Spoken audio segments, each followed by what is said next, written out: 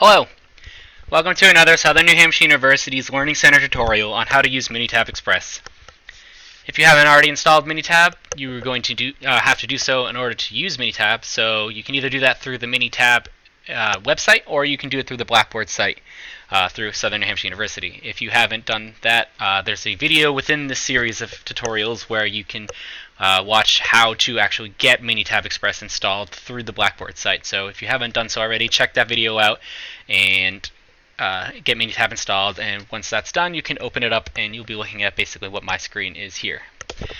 So once Minitab is open, we're going to be doing this test. For this video, we're strictly doing a one sample t-test. So in that case, we basically have one sample of means, and we're going to do we're going to be doing a hypothesis test for this. Sorry, apparently I can't speak. I've been doing a lot of these videos today. So anyway, so if you hit the statistics tab, and you'll go over to one sample. Oh, I passed it. It's right here. And we're going to be selecting the T option because we're doing one sample T. And that'll prompt this pop-up box, which is going to ask you for some more information. So in this case, I put all the data into column 1. So if you actually have the data in this drop-down menu here, you'll select sample data and column. You'll hit C1. It'll throw that into this box, and you're going to be performing hypothesis test. Now, the hypothesized mean is going to be given to you in the problem. So let's say that the null was that we wanted 35. So we will throw that out there, and it's going to run our test. And this is everything we need. It gives us our mean, standard deviation, standard error, 95% confidence interval for that. That is also included in the printout. And then it lists the test for us. So in that case, I said that our null was that the average was 35. And our alternative was that it wasn't equal to 35. And that gives us our critical value, t, and our p-value here. At that point, you have all the information needed to complete the hypothesis test. So just getting into more detail with that, I'm going to run that test again. So let's just do that C1, perform a hypothesis test for 35. If you select the Options tab at the top here, you choose the alternative hypothesis you're working with. So the default that we just did was saying that the alternative hypothesis was not equal to. If you select this drop-down menu, you can choose if you're saying that it's less than or greater than.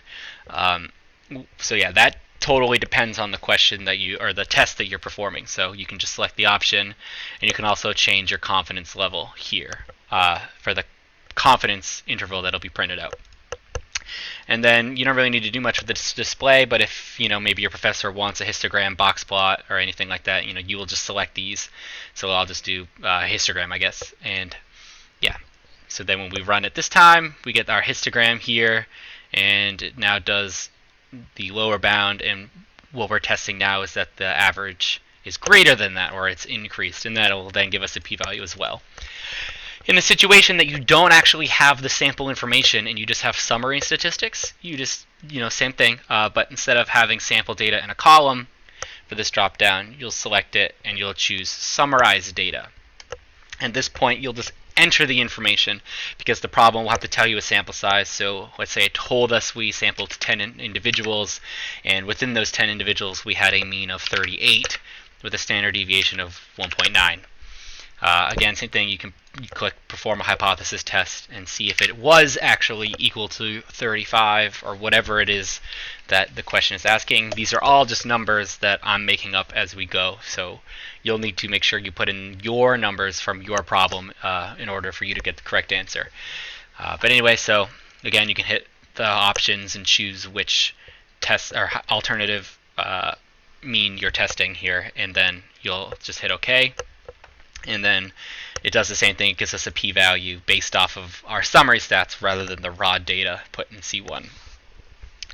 But yeah, that's basically all that there is to it. Using Minitab to use a one sample t-test. Hopefully that helped. If not, you can use the step-by-step procedure that is in the document you were most likely looking at this from. If you don't have the document in front of you, then hopefully this video was enough and that you're able to now do one sample t-test using Minitab Express.